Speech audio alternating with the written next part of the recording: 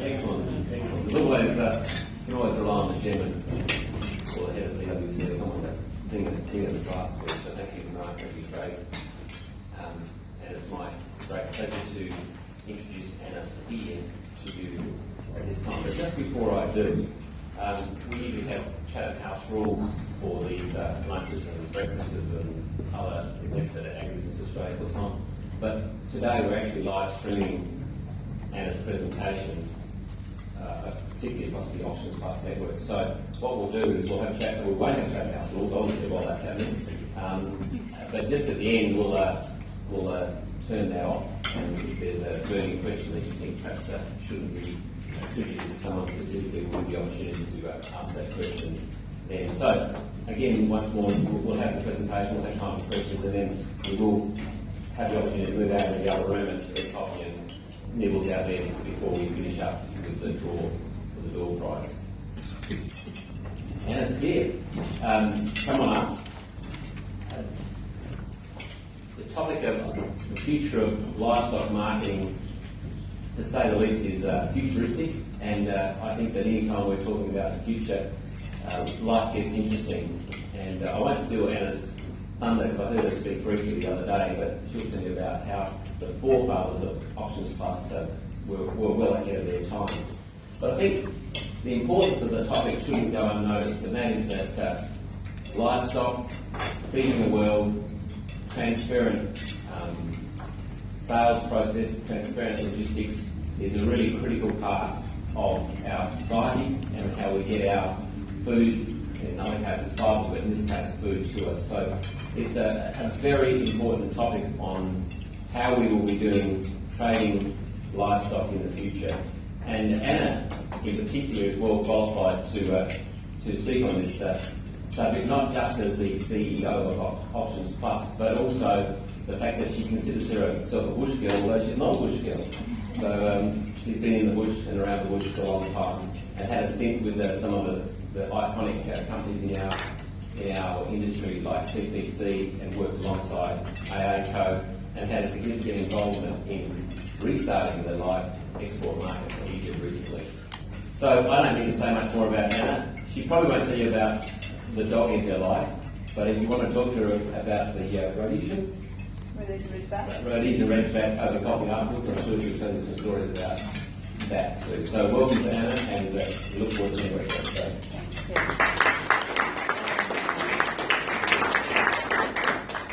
Okay, they say you get less and less nervous the more you do this. I should be totally cruisy with a home audience in Sydney, but once again, I always seem to get butterflies in my tummy when I get out here. So, absolute pleasure to be here, and a bit of an honour. I'm going to try and entertain you a little bit rather than just do a sales pitch on AuctionsPlus, because I get to do that all the time. So you'll have to play along a little bit. There is a little bit of interactivity along the way, and I appreciate your support, otherwise I'll just feel really embarrassed up the front. So today I'm going to speak to you about the future of livestock marketing. Pretty awesome topic. I could be talking 20, 30 years down the track. I'm going to try and look at the next sort of 5 to 10 year landscape. The areas I thought I'd cover for you is what's changed, the current situation with online marketplaces, the evolution of AuctionsPlus, and then dive into where I see the future of livestock marketing heading over the next 5 years or so. So, let's start with a slide that looks nothing like livestock marketing. So, this slide is one that I like to use because it gives me a bit of perspective of where we are in the here and now. As Tim mentioned, AuctionsPlus was established in 1986. That was before the internet. It was before on-farm computers, and it was before mobile phones. So quite a long time ago, these guys were thinking 20 or 30 years ahead.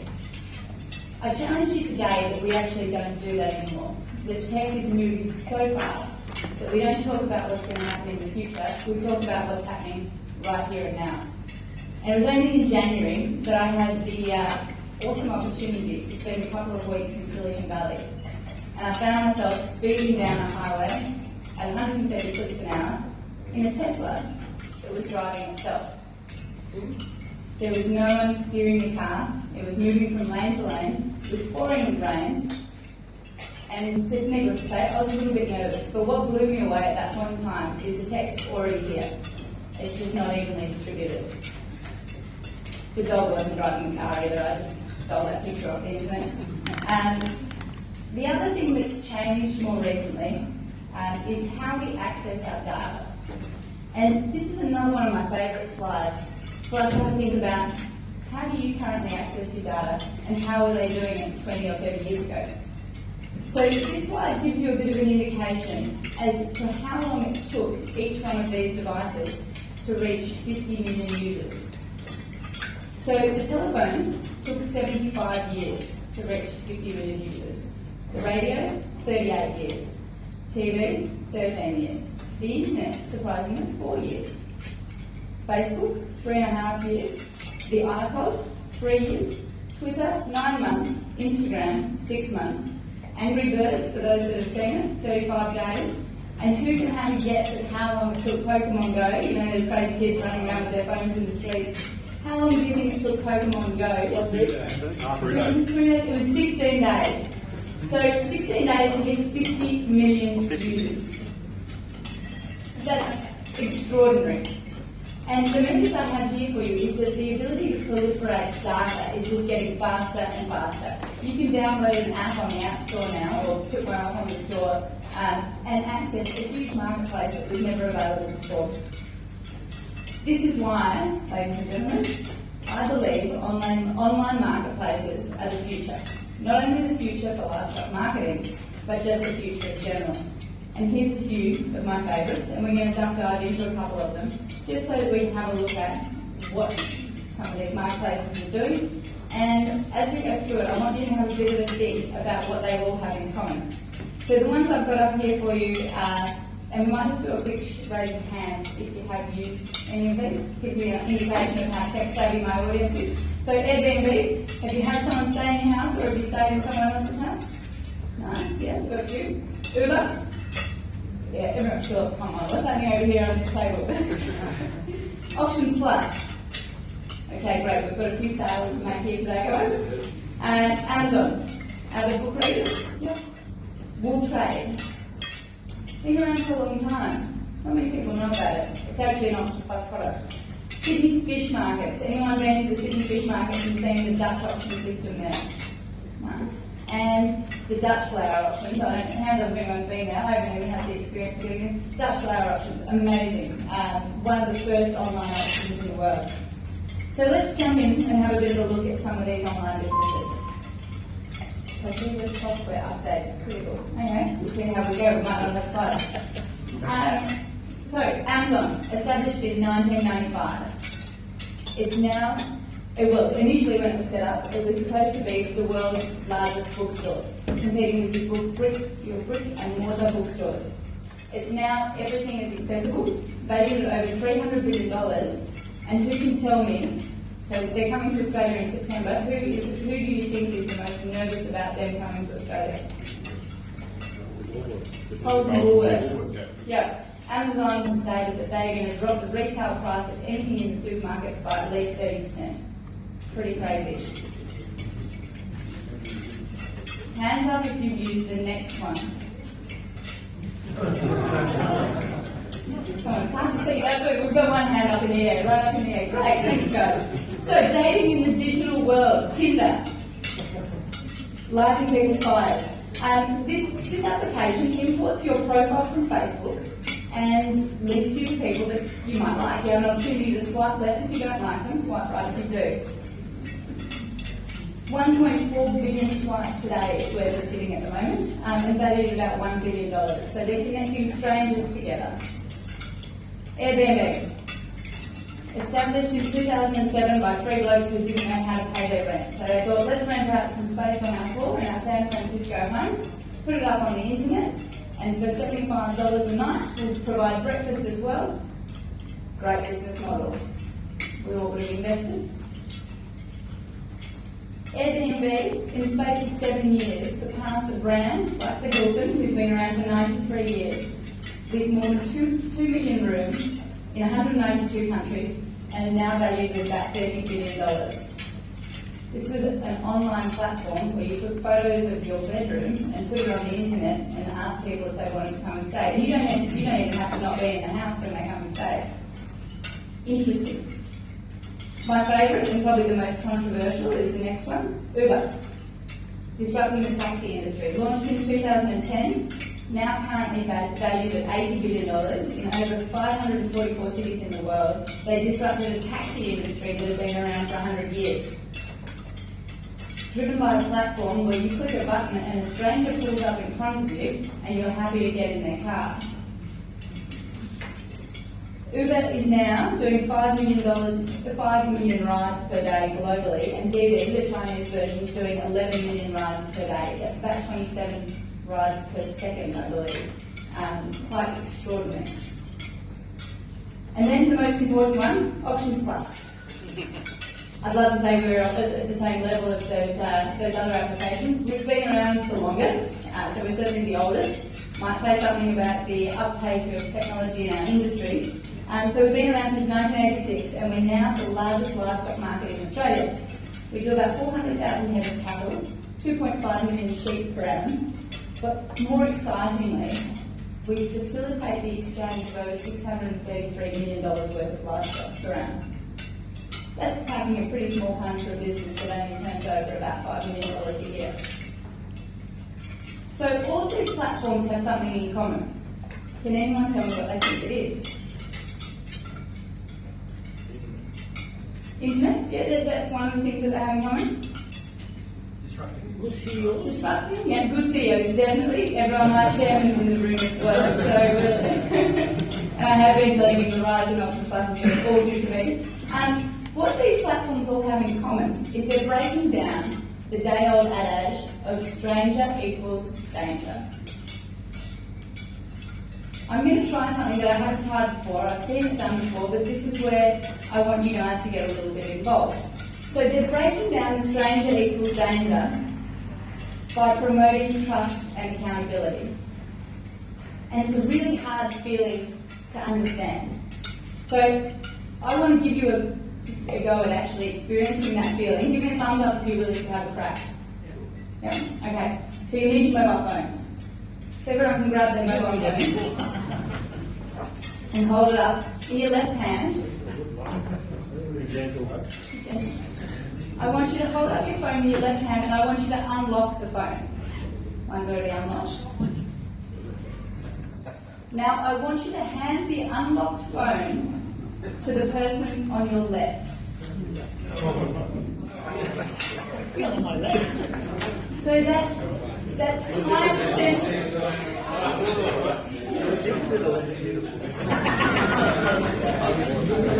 Now that tiny sense of panic you're feeling is the same feeling that we want to produce to have.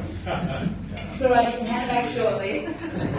That tiny sense of panic you're feeling is the same feeling that we want a producer to have the first time that they list their livestock on AuctionsPlus.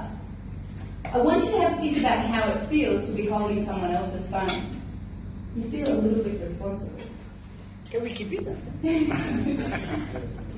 We want our assessors to feel the same way when they're assessing someone else's livestock. That little bit of responsibility. So now, who's holding Mark's phone? Can someone just post a tweet to Twitter for me and say that Elders is purchasing Landmark this week? Okay, you can hand your phone back. You can hand the phone back. So, the idea behind this is to use mobile platforms to increase the trust and accountability between people that have never ever met. Imagine if you had heaps of reviews of a person before you actually handed your phone over to them. You'd feel a lot more comfortable doing that. And that's what we're looking to build into the AuctionsPlus platform. Because it has been proven time and time again, and I'm going to use the Uber example, that online marketplaces that have rating systems drive accountability and trust between strangers. I don't catch taxis anymore unless I have to. This is a picture of the last taxi that I got into, up the top there. But then I have a look at the last Uber I got into. I got in carefully. I made sure I didn't slam the door or chip the paint with my feet as I got into the car because I'm getting rated. I was nice and polite. And the driver offered me some water, some mints, and took me right to the doorstep of where I needed to go because he in turn was getting rated. And I don't give someone 5 stars unless they get out of the car and help me with my luggage. So, why else is the industry moving towards online marketplaces? And by the industry, I don't mean just livestock, but it is obviously the topic for today. So it provides greater market access. You break down geographical barriers. You can be selling stock in Longreach down to Kangaroo Island. There is absolutely no limitation of where you can purchase stock from. And we often see our agents overseas on holidays jumping online and purchasing stock. It gives you increased competition, you're maximising your buyer pool, and it reduces your costs for all participants in the supply chain with regards to sourcing stock, but also from a producer perspective around freight and delivery. It's convenient, and that's driving so many of the movements to online platforms in the world. And there's also less volatility in the online marketplace, particularly for AuctionsPlus, where you have the protection of a reserve before your animals are sold. So if you don't make your reserve, you can negotiate or you can re-offer the following week. Probably most important for me is the animal welfare and performance component. Animal welfare speaks for itself, but the performance you get out of an animal as a buyer, if it hasn't gone an extra journey along the way or it hasn't been commingled with other animals, is extraordinarily higher than what you will get if you do commingle and add additional freight components on the journey. The other advantage that an online marketplace provides is a visible price indicator, which is a way in which we can determine what we should be getting for our animals. Over the last 2.5 years at AuctionsPlus, I believe we've actually started to reach the tipping point. You can say I told you so if I'm wrong, but I do believe, and I'm pretty risk averse, so I do believe we have hit the tipping point. We're currently getting about 70 new registrations every single week. I don't know where they're coming from, but more excitingly, the number of people on our website, and you can see there the green where I've highlighted, these are the number of unique users, so not more than one person, accessing our website on a monthly basis. It's gone from an average of 38,000 in 2016 to 51,000 in March this year, and it's been just growing astronomically. The other exciting thing for us is that we've got record stock numbers. For March we had 47,000 head of cattle. The highest we've ever had in the history of AuctionsPlus was 39,000. Sheep numbers are also up there, and they're not at records, but they're certainly inclining as faster than we can believe. This is just a bit of an overview of our national cattle volumes. Mark, I started in 2013. No, I'm kidding. So New South Wales is the blue, so it's our largest cattle market, followed closely by Queensland. And then our national sheep volumes. New South Wales, once again, is our largest marketplace. So the future of livestock marketing, I strongly believe it's an ongoing evolution. And I believe this across any business, that we can take a lot from what Charles Darwin once said, that it's not the strongest of species survives, nor the most intelligent. It's the one that's most adaptable to change. Everything that we're doing today can be done better. And quite often we'll see traditional organisations stand in the way of something, of change or evolution, because they're too scared to step off that cliff. That's something that we try and do at AuctionsPlus every single day. Failure is great. I've got two of the software developers team over here today. These guys are pushing the boundaries day in and day out. So some of the things that we've done over the past 2 years, we've had an organisational restructure. We've actually knocked down the walls in the office, literally, and it's made a huge difference. We've got a new brand that's scalable. You can see it up here. It works on mobile devices, which is really important for us because more than 50% of our users are on mobile. We've got a new website, cutting-edge technology, and probably most importantly, a strategic board. They've been extremely helpful in helping me grow into a CEO role, but also being hands-off and not getting into the operational side of things. So I really do thank them for that. We've invested heavily in our technology. We spend about $1 million a year on tech, and I still don't think that's enough. Because things are changing and moving so fast, it's really hard to pick which things are going to take off and which ones you need to let go, because we all know if you invest in the technology too early, you might risk being redundant very quickly and someone else picking up where you left off. AuctionsPlus, I believe, in 1986 was before its time. However, it was very lucky it was picked up by its current shareholders, the Elders Young Martin Co. in 1996, that supported a business that didn't really turn a profit until about 2006. So I think we were lucky in that space. Although we could have been eBay, 10 years before eBay. The other things that we've been doing, looking at how we continue to add value to the supply chain, being proactive around sales and solutions, and looking at some of the opportunities that the traditionally direct marketplaces offer us, such as the wagyu, dairy sectors, and live export. But probably most importantly for me has been the ability to surround myself with people who are solutions focused. The culture in the team at AuctionsPlus, although we're very, very young and low on experience, make up for that with the amount of enthusiasm they have. So, as I mentioned, we've gone mobile. Over 50% of our users are using a mobile phone. Most people go, that's because the younger generation are coming through. That's not the case for us. Our average age group sits above 45. So most of the tech-savvy operators on our system are actually older than the Generation Y.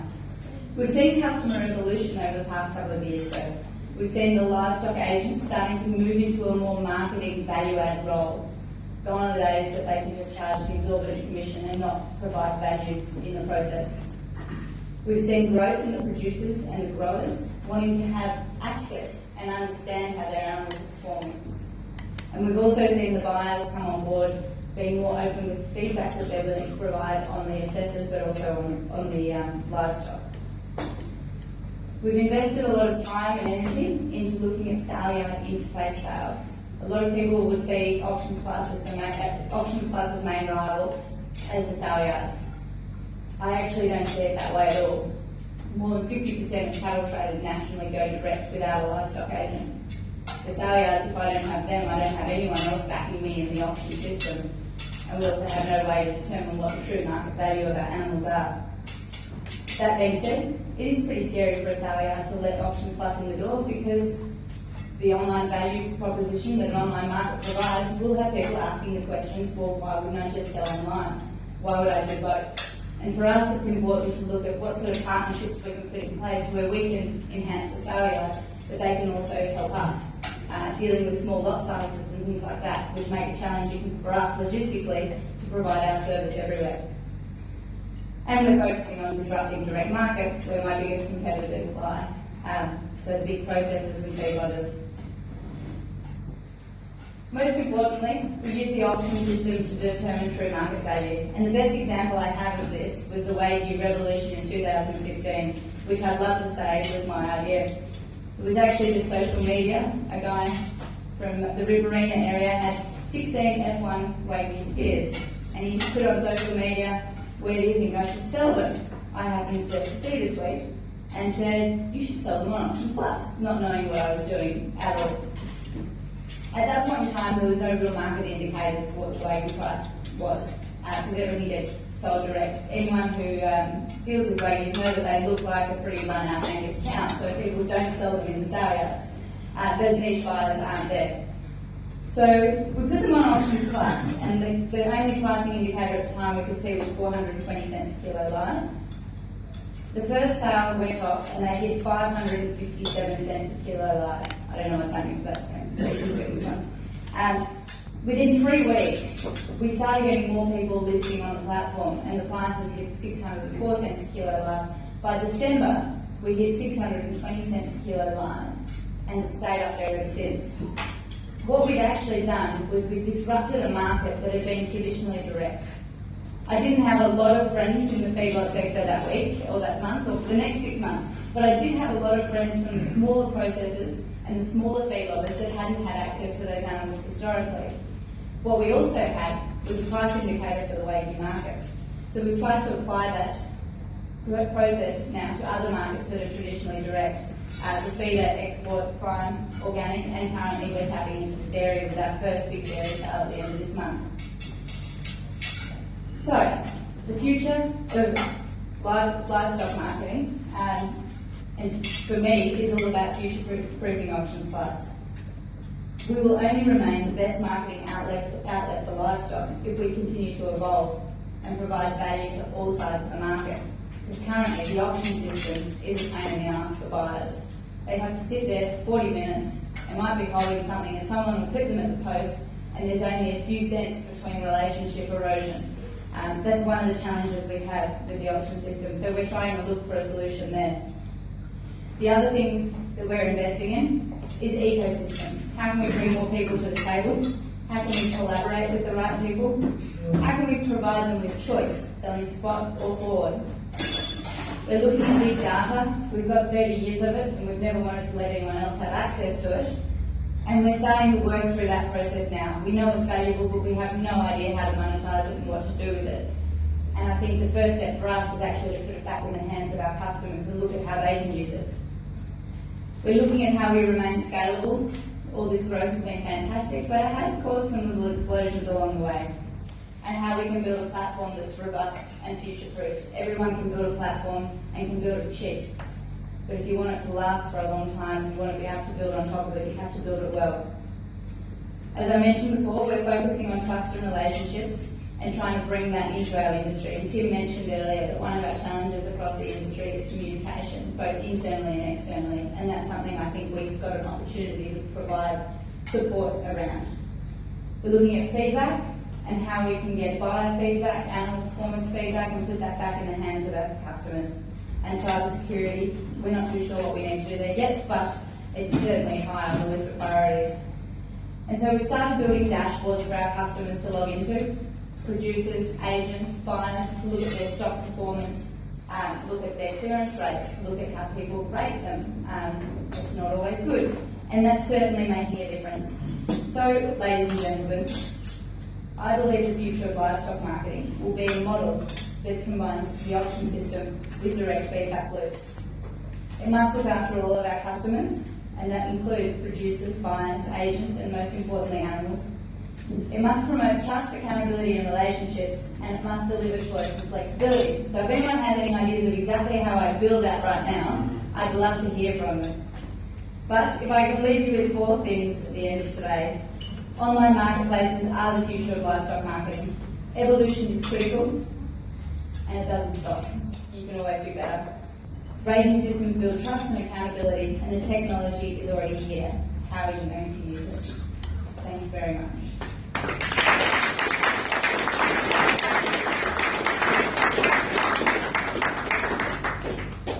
Don't go away. Not going anywhere too. I'll be surprised if there's not some questions for you, Anna. All right. First of all, congratulations for a very, very nice and entertaining presentation. Mauro Bazzarini from Wella. Obviously, we are a user of AuctionPlus. We are the largest broker of livestock, so very important how livestock will be marketed in the future. And I, like you, believe that the online platform will be increasing. It's been slow, obviously. It took them many years to get there. But as a CEO of ActionPlus, if you could have a wish list of what's next for your company or in general for livestock trading online, what would be the 3 most important things that you would ask to be in this wishing list? Thanks, Mara. My 3 most important things, I think I've probably got 103. Focus. And my board always told me to focus and not chase butterflies. The 3 most important things for me, one would be a reciprocal rating system where we work with all members in the supply chain to provide feedback on the performance of animals. I think that would make a huge difference in breaking down barriers that we have between processors and producers, between exporters and producers, and the perception that people are being unfairly treated. So I think that would be my number 1. Number 2 would be internet access Australia-wide. That would probably be, I could probably bump that one up the top. A large number of our customers are severely impacted or have no access at all. One of our customers, it takes them 90 minutes just to log onto Mild because it's all cloud-based, and they sit there, and it's a huge impact on family and private operations. C2C's just gone and put in their own internet for $750,000. And number 3, Two is enough. yeah, too much. I might only have to give you 2, sorry. More holidays. Another question? Craig. I'll look out. I probably gave Craig some tough questions last time. No, it's okay. Yeah, afterwards you did. Just interested, so if in a livestock sector where, what's the number, 70-80% gets exported, how do you ensure, you talk about future-proof or whatever that concept is, how do you make yourself increasingly relevant with the ultimate person who's the most important, who's the consumer, wherever they may be? That's a tough question, Craig. I think that for us at the moment, the focus is on live animals, and I think long term it'd be wonderful to have an ecosystem where we could have an API to whoever decides to sell box beef globally via an electronic platform or an online platform. And I think ecosystems are going to be the way in which we do that, because if I started chasing the box beef market as well as everything else, we potentially erode our core value proposition, which is really knowing the livestock game. I've sort of sidestepped around your question a little bit there. I think some of the emerging technologies like the blockchain are going to assist in that, but I think we're still a long, long way from even getting close to understanding how that's going to impact our marketplace. Let me ask a different one. So you talked about the reciprocal rating process. I guess an early indicator of a truth in trade, true truth in trade, would be the rollout of the DEXA system in the livestock industry, right? Absolutely. If you've got it, you should pay for it. Right? That's basically the principle. And not using the human eye to say what composition of the beast is. I would imagine that it's not too far away that you can have real-time sensing where the ability to measure detriment to an animal or increments, good behaviour, bad behaviour, is not that far away, really. So I look forward to seeing how you bring that forward. Yeah, and that is something that we are looking at now. So we talk with MLA a lot around some of the fat muscle scanning systems that are available. They're not widely tested yet, and they're certainly not commercial. But long term, I'd love to have a magic wand that I can wave over an animal that will pull out all of its characteristics and then be able to match it with the buyer that it best suits. And that sounds crazy. It's the Internet of Things allows you to take a photo of a dog now and it can tell you what breed or what breed makeup those dogs are. You can use a scanner in Africa and point it at the soil and it'll tell you what that soil is lacking in the space of 10 minutes, shoots it up to a satellite, analyses the giant database of Internet of Things. There's technology out there that we can't even wrap our head around, but you're exactly right. One of the projects that we are looking at the moment is around what people will actually pay for. So whether it's horn status, weights, pregnancy statuses, what attributes will people actively pay more money for if you actually collect that information. So we're doing a bit of analysis of that at the moment. I'll keep you in mind. We have a text message in from the editor of Sheep Central, and how can online livestock marketing ever provide equivalent price discovery and buyer transparency to live auctions? So how can we work better with sale yards? I've got a sale yard operator in here at the moment. I can hand it off to Brendan. So that's from Terry Simon from Sheep Central, who's obviously watching us online. I think working with better collaboration and better communication certainly means that we can assist in working with sale yards. Currently, our pricing information is available online every day of the week, and we publish that to MLA. The trick now is how do we put it in a more digestible format that makes it useful to the producer. So I think if we worked with sale yards in that space, we could certainly look at how we provide more holistic pricing and not just a small snapshot of the marketplace. Thanks, Tim.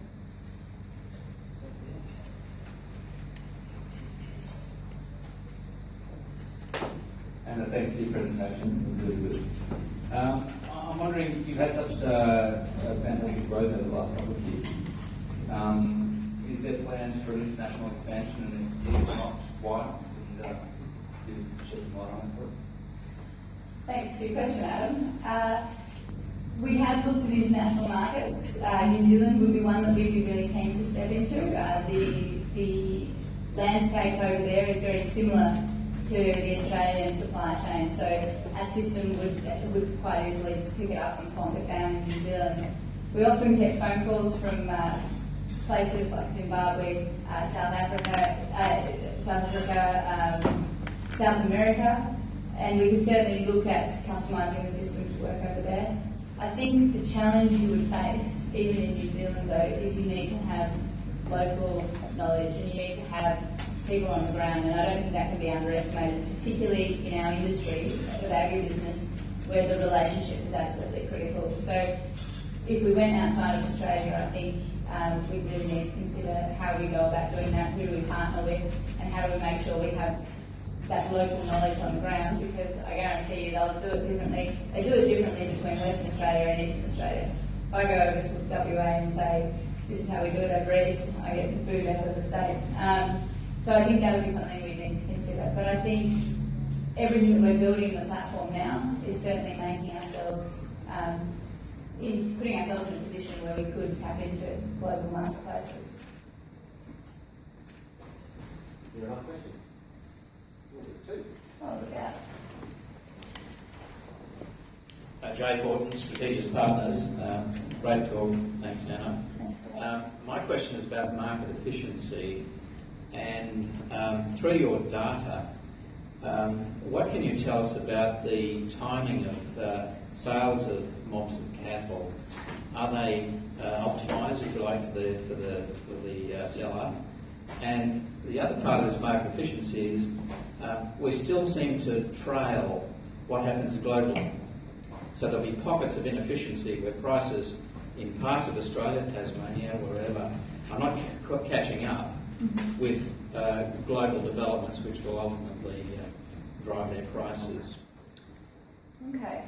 So can I just ask you, the times, are you referring to the time of the day that we run the sales, or No, the decision of the seller. The seller.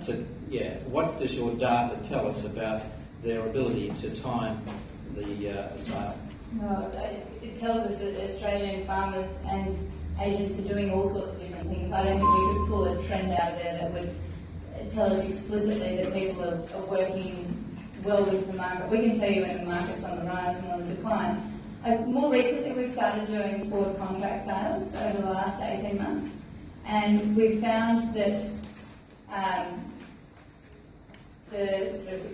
we've forward contracted stock as far as 90 days out. The potential return 90 days out sits about 17.5 cents above the indicator, the MLA feeder indicator. That being said, the lowest price at that far out is substantially underneath that. We found that the best place was sitting about 60 days out, but we've only done that on a sample of about 3,500 head. Interestingly, in the States, most of their livestock in the online marketplaces is sold forward, whereas in Australia 90% is sold in the spot market, so in the 7 to 10 day period. I believe strongly that selling stock forward is better for Australian farmers, because particularly if they get auction competition on it, because they'll get price transparency, but they'll also get the opportunity to forward plan and budget. The producer, the processor and the feedlot are in a better position because they're securing up supply, and we're taking the volatility, seesaw momentum out of the marketplace. I've got a long way to go with marketing and selling that to people that like to look over the back fence, and more often than not we find that if we've got a sale that's coming up and we've already got large volumes locked into it, we'll have one of the biggest sales that we have because everyone jumps in because it must be a good thing. So that's certainly something that I'd like to think that as we analyse our data more, we can get a better understanding. Your second question, you might have to refresh me. Global trends and how fast they farmers or producers respond in Australia. I'm not sure that I'm positioned to answer that one or have a good answer for you. We're continuously talking about how we track the US, and we've seen significant softening of the cattle market in the US. I believe that they had 3 or 4% growth last year, and they're looking that will go back to between 2 to 3% growth. And people are saying that the global supply of beef is increasing, and at some point in time Australia will find our prices will soften as a result. So we're in a rebuilding phase at the moment, both cattle and sheep. So there is supply-demand challenges. Whether or not that will impact us, I think there's probably someone far better than me to answer that question for you. Sorry to duck out of it. Thank you. Mark Allison probably could answer that one better than me. Anna, thank you. In the early days of Delcom and Cum, the promoters of the system succeeded in making a competitor of their respective sales force by wanting to get up and cut the agent out of the transaction. And how much faster do you think it may have grown had that marketing error not been made, and that they'd made the agents their sales force? I think it would have grown a lot faster, more than we could even begin to imagine. When I started at AuctionsPlus, I might have had high-held aspirations that I knew exactly what to do with this business. I was going to cut out the middleman, connect the farmers with the buyers, and make a heap of money. It took me about 6 weeks to work out that wasn't going to happen. That independent assessment of the animals is critical. And until you can wave a magic wand over those animals that tells you exactly about everything you want to know, you can't go without having an independent assessor. There's been so many platforms that have tried and failed. They're popping up in New Zealand, they're popping up in Australia. You only have to get burnt once. You're dealing with a transaction that's usually hundreds of thousands of dollars.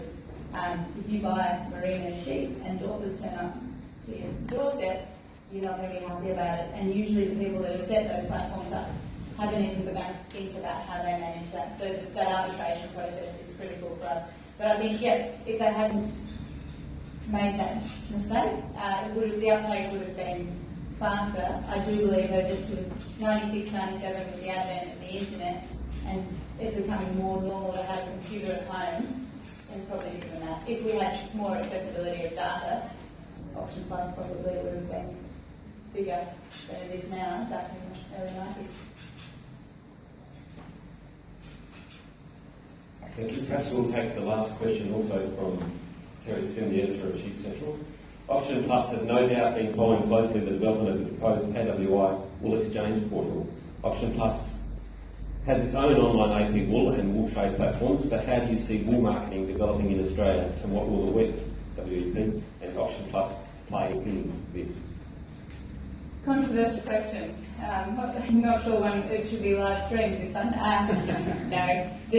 So, hands up if you know about the wool industry at all.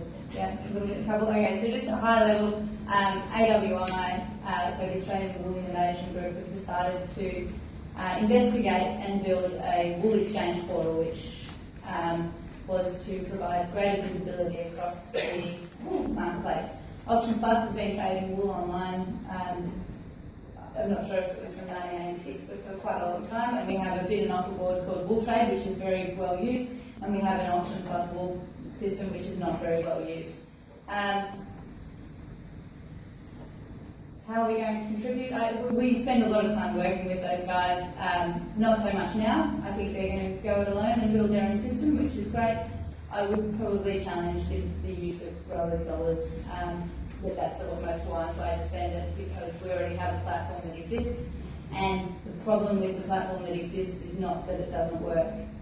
There's a whole other barrel of problems that need to be dealt with, which is why doesn't the industry want to move online? Why isn't there potentially the same value for trading wool online as what there has been for livestock? And until they look at dealing with those problems, I think the WEF will just be another wool trade option possible.